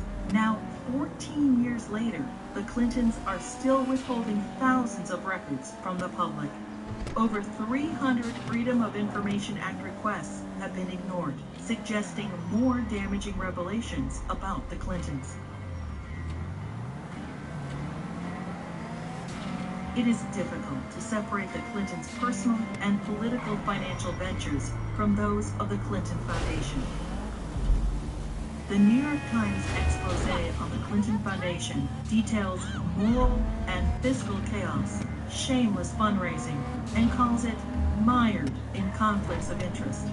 Run by old Clinton friends, it has been grossly mismanaged and, despite enormous donations, ran multi-million-dollar deficits.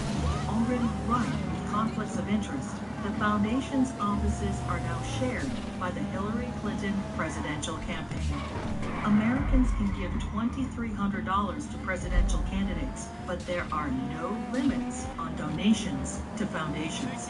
Hillary Clinton cannot legally accept campaign donations from foreigners, but no restrictions apply to foundations. Secretary of State Clinton traveled to Moscow and pressed the Russian government to purchase planes from Boeing. 2 months later, contract in hand, Boeing donated $900,000 to the Clinton Foundation. The foundation's support from foreign interests hoping to influence U.S. policy is of grave concern. Foreign donations to the foundation increased by 70% when Hillary Clinton ran for president in 2008.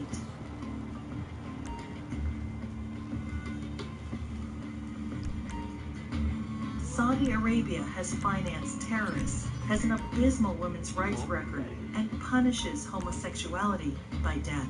And yet, the Kingdom of Saudi Arabia is one of the largest supporters of the Clinton Foundation. In a Clinton co-presidency, every large donation could raise suspicions of improprieties or influence peddling and lead to non-stop investigations. Great story here for anybody willing to find it and write about it and explain it is this vast right-wing conspiracy. It's no secret that we're going up against some pretty powerful forces that will do and spend whatever it takes to advance a very different vision for America.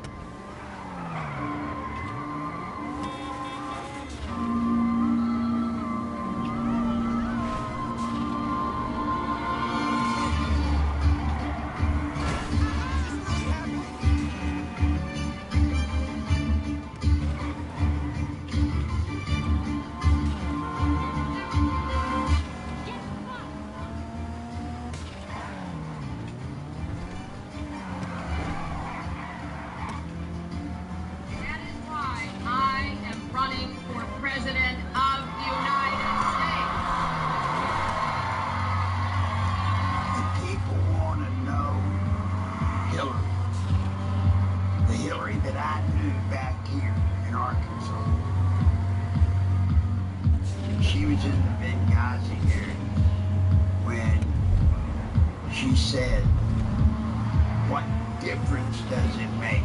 They're dead." What difference at this point does it make? That's the Hillary I know. You came, you saw, you died.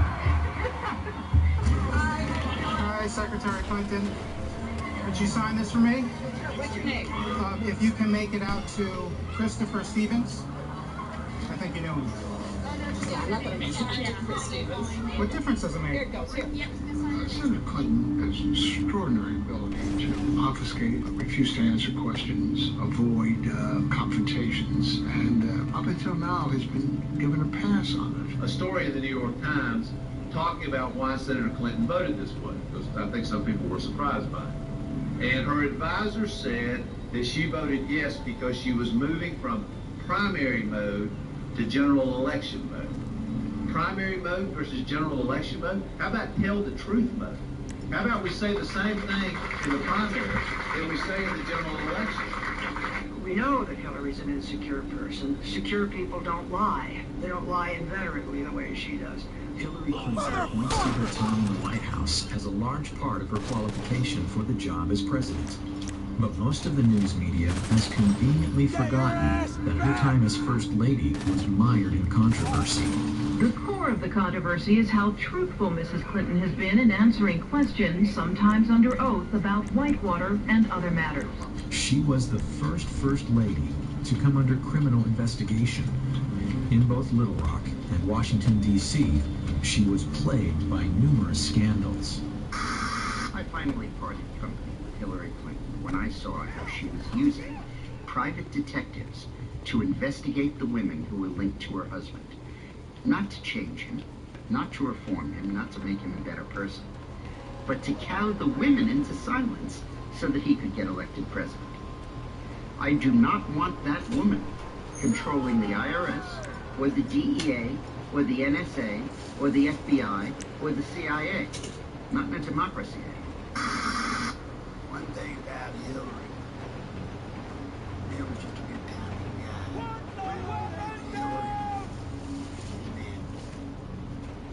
Hillary is the one that I promise you. She pulls the strings. She pulled them in Arkansas. She pulled them in the White House when she was there as the First Lady. We're receiving fire! A deep breath and relax and just, sit back, because here they come again. We're going to have to just ride through this as we have so many of these other false accusations.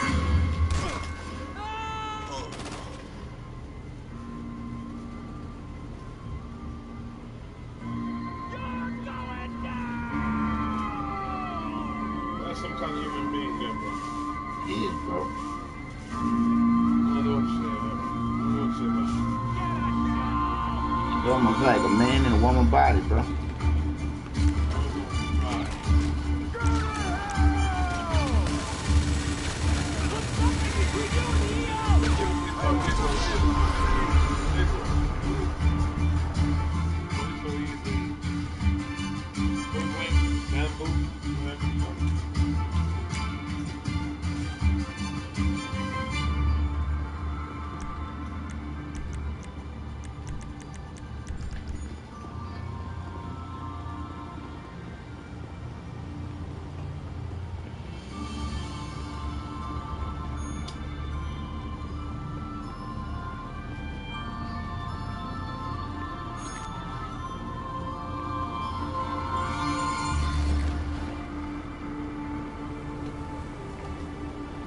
There's some grimy-ass music behind her. That's Hillary Clinton. That's Hillary music.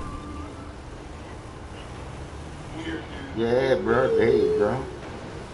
That Harry Potter type shit. That's a weird bitch. That's all. Shit, fuck. She weird. Fuck. A White House Secret Service officer discloses his first-hand experience with Hillary, Bill, and how they operate. Gary Byrne details what the Clintons are like, far away from the public eye. Now, he has a lot to share, so let's get things started. Joining us now in an exclusive is former Secret Service officer Gary Byrne. How are you? Good to see you, sir. Thank you, sir. You wanted to be a Secret Service officer your whole life. I did. Yeah, really. I did. And you got that coveted job right in front of the Oval Office. I did. It came true. Yeah, it was great. Pretty amazing. I know that the left is going to smear, slander, besmirch you. You're ready for that, right? Sure, I am. And it's already started. It's already started. Yeah. Before the book comes out. You know, I love how they smear you before they even know what you wrote. Yeah. I'm going to start at the end of the book. Can you talk about why you wrote this book? You said, what I learned from the Clintons firsthand the hard way is important. In 2016, she's running again, and you felt compelled to tell the story because why? Let me ask that. Because I want Americans to know what the real Clinton administration is like. Mrs. Clinton is not a leader. She's a very, very angry person all the time. I've seen many instances, and I talk about in my book, Crisis of Character, where she displays this holier-than-thou attitude, do as I say, not as I do. She's a dictator. She comes across as a dictator. I've seen her berate many people, and myself included. And I've never seen any example that would lead me to believe that she could lead this country. You know, you describe a woman that is very phony. In other words, you talk about how she'd tell you to go to hell, or tell another agent to go blank himself. Correct. And how she threw a Bible at a Secret Service officer or agent. Yes, sir. Okay, and the vase story, which we'll get to in a minute. Right. But if the cameras were on, she was close to Bill, but it was manufactured. It was not real. Absolutely. Camera goes off, different person. Yeah. And if she had guests, she'd say, oh, he's my favorite Secret Service guy. Sure, she actually did that to me one time when she berated me about an hour before over something, and then introduced me to this tour from Arkansas, a group of people that were getting a special tour, and told them what a wonderful, I was her favorite officer, and patted me on the back, and almost to the point where I almost believed her, but I knew what the truth was. Yeah. I'd seen this behavior before. You said, and with Hillary Clinton's latest rise, I realized her own leadership style, volcanic, impulsive, enabled by sycophants, disdainful of the rules set for everyone else, has not changed a bit. A lot has been made about temperament, and the temperament of a president. Yes. You're describing someone by far that does not have control over emotions or temperament. Yeah, she exhibits some very dangerous behavior, as I would describe it. She gets angry at things that are policy issues that take time to fix, and she's got this attitude where she wants things fixed right now, immediately. She screams and yells at people, and there's procedures. Government is very bogged down with rules and regulations, and so yeah, there's many examples that I cite in my book where she blows up the people. Like I said, she's blown up at me before, and agents and her staff. At one time, I saw her staff so afraid to tell her about a mistake that was made. They weren't upset about the waste of the mistake, ordering the wrong invitations. They were terrified that someone was going to have to tell Hillary Clinton that there was a mistake made. Oh, by the way, you're not the only one to say this. George Stephanopoulos, he described her as having a horrible temper. Dee Dee Myers is another person. Yeah. And you even quoted George, I know, in the book. Yes. And then you write, though portrayed as a long-suffering spouse of an unfaithful husband whose infidelities I personally observed, and we'll get to that in a minute, and know to be true, she was anything but a sympathetic victim. Correct. Their relationship seemed so strange and volatile at times, and she would continuously berate people, as I mentioned before, but she was like two different people. Again, she would be polite and nice to everybody when the cameras were on, and then when they were off, she was this cold, distant Seconds later. Just almost instantly. I mean, that's what I've experienced quite a few times. Yeah. Right. You tell a couple of stories, and I think our audience would want to hear them. Sure. One story is the vase story. Sure. The other story is the blue glove story. Right. And I think they give some insight into what you saw on a regular basis. Sure. So the vase story is, I came in one morning to go to work early, came in, worked out, and then as I headed over to the post, I ran into two Hello, Pegasus Lifestyle Management. How can I help you? Oh, you better go over and see your buddy. Thank you, sir. Your spectacular aircraft is now ready for you at our nearest airfield. And I said, what's going on? And I heard something happen. They said, Mr. and Mrs. Clinton had this horrendous fight. It was so loud that the staff people on the ground had walked away, from the elevator shaft. The sound was coming down. And then they heard a crash. And then when it was investigated, they saw a broken vase on the floor. Now, this has been reported to be not true, and they reported that a lamp was thrown. Well, a lamp wasn't thrown, a vase was. Now, the vase was on one side of the room, right, and broken on the other side of the room. Right, the vase sat on a long, oblong table that was on it. So it didn't fall? I doubt it. Yeah. So, yeah, it looked like it had been launched and it was shot. And the reason I know this is true is because when I heard the story, after I heard it, having worked at the White House and know how the White House works, I knew if something like that had happened, where the debris would be. So I walked down to the curator's office and looked inside the curator's office, and there was a cardboard box with the mostly blue and some white on it, base. Yeah. So I knew it was true. Yeah. Tell us a story about the blue glove. So the blue glove incident is... You're talking about like medical gloves. Right. The uniform division officers are required to wear these gloves, and for everybody. Yeah, when you're searching people. Right. And Congressman Barney Frank came in with some representatives, and as they were putting the gloves on, and Congressman Frank asked why they were wearing the gloves, and he said, the officer said, you know, why do you think? And so they felt like the uniform division was being rude to them. So when they got into the mansion, they started complaining about it. And when they got to Mrs. Clinton, she pretty much came on with it. I actually got phone calls from my coworkers over there that told me the story and said she was on her way over to the Oval Office and she was furious. You tell that it ended up that she literally went down to the Oval Office to see Bill Clinton. Yes. Wanting all the agents fired. And all the uniform division officers. All the uniform division officers fired. Yes.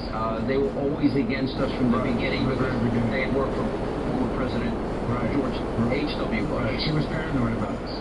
And for no reason. I know it sounds silly for me to say this now because I'm talking about it, but we're incredibly loyal to them. And many times, as I detail in my book, Crisis of Character, I tried to help them. I tried to do the right thing for them and hide some of this stuff, but it's just, you couldn't help them. It's this perpetual scandal, one after the other. It's like you can't help them help themselves. Yeah. And this temper issue of hers was not uncommon. This was a regular, you described somebody that had almost on a daily basis. Sure. Maybe a daily basis, not so much, but certainly a lot. I saw it so much that I became numb to it almost. And I always go back to what I was told by a sheriff from Arkansas all the time. And we were debating whether they would get elected. This is before they started running. I was down there on protection detail for former President George Herbert Bush. And the guy said, let me tell you something about these people here. I've known them for years. Everything you hear about is true. And if they were and he wasn't as serious as a heart attack. He almost looked right through me. I'm only drinking like maybe a glass of the tea, right? So, well, I'm taking that damn chaga. We heard about in Arkansas. It's a chaga. It became true. Chaga helps with digestive system too. So it's aiding in the shit that's doing in my body. So I'm like, I said, damn, no wonder I'm taking this chaga every fucking day. Try to remind me, give me mine. I did. You didn't get one? I did. At one time when Neighbor Stewart came and was complaining to me near the Oval Office that he had found these towels that were stained with lipstick and other and some fluids that he was concerned and that he was tired of cleaning up after the president's affair. And in two particular cases, one particular case, I actually took the towels from Sean and put them in a plastic bag and then stored them. I want to get back to that in a second. You described her as dangerous, abusive, and paranoid. Yes. One of the first things when they first came to the White House, about 2 years before they got there, the Bush administration put in this brand new state-of-the-art telephone system. When they came in, they wanted to change because they thought that the Bush administration... Bush's bugged them? Right.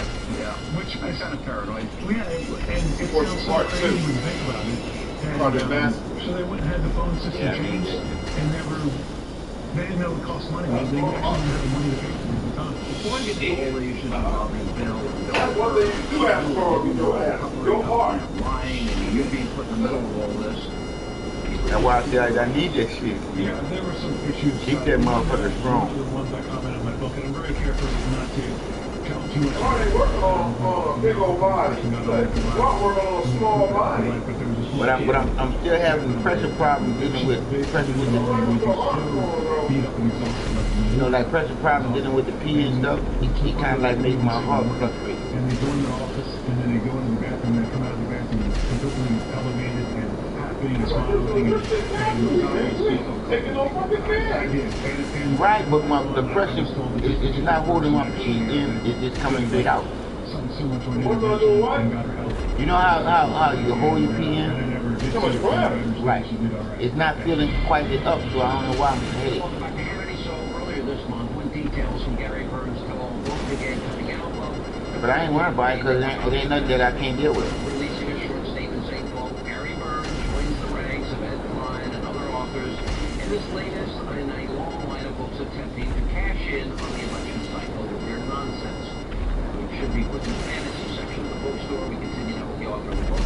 Crisis of Character, White House Secret Service officer discloses his first-hand experience with Hillary, Bill, and how they operate. Former Secret Service officer Gary Burns. 30 years of service, your book isn't even out, and they smear you. Yeah. So now that it's out, I guess they'll really start smearing. Yes, I believe that is going to happen.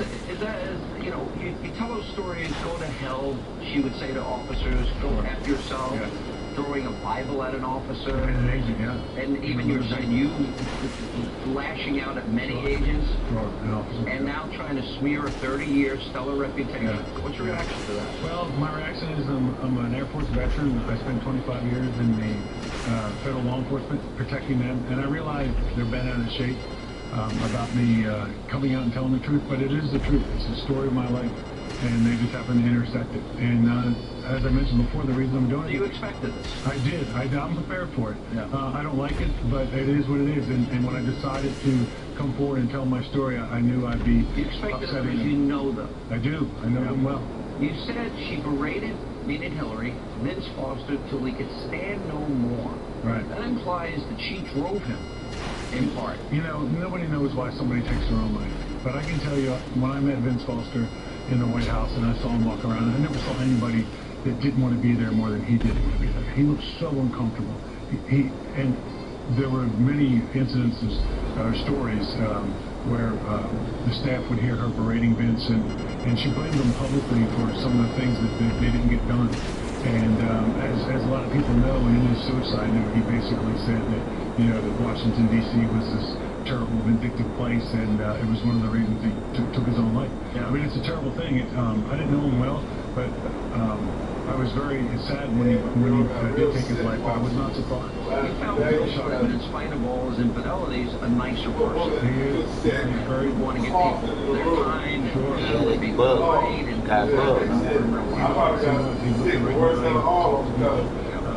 was very kind. Actually, that was the inspiration when they remember forever.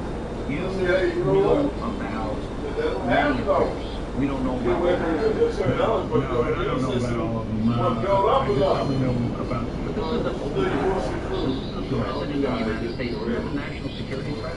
Yeah, I would think it is. I mean, my question was at the time when I was being forced to testify and being... You didn't want to testify? No, I never wanted to talk about this at all. No, that sounds silly now because I'm coming out, but clearly I've walked through some door where I think it's time and it's important to do. How many women do you know for sure he had affairs with in the Oval Office? In the White House complex, we'll say, I'd say easily 3, maybe 4 that I know of. And you saw Monica Lewinsky a mile away?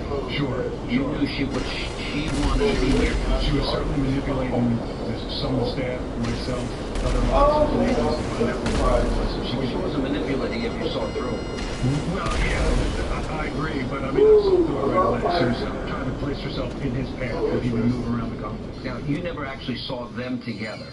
No. Well, not alone.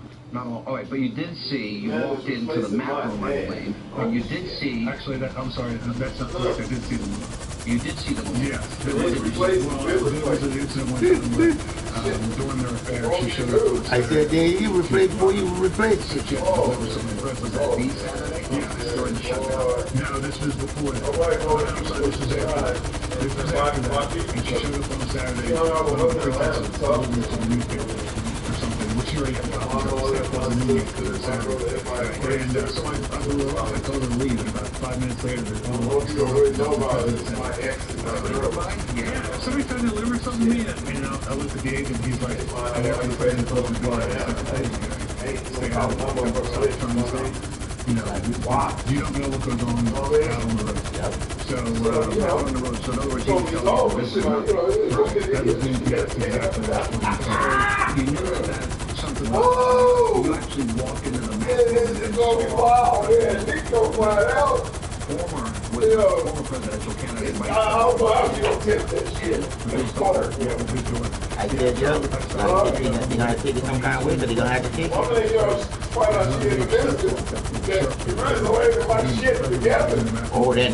that's something different. We came in, that's what our whole mindset was. We were working together so I can retire late.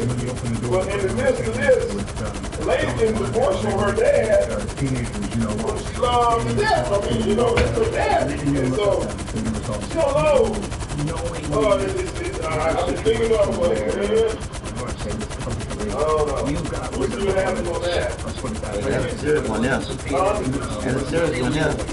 That's almost like, how y'all going dinner together and just, yeah, that would never do with it. Oh, hey, it's a news. Yeah, it's going to but you know the story, it's going to be all right. Hold on, but when you look at it like this, it's y'all grown ups, fuck that bullshit. Oh, yeah, like, yeah, your mom won't get with somebody. Nah.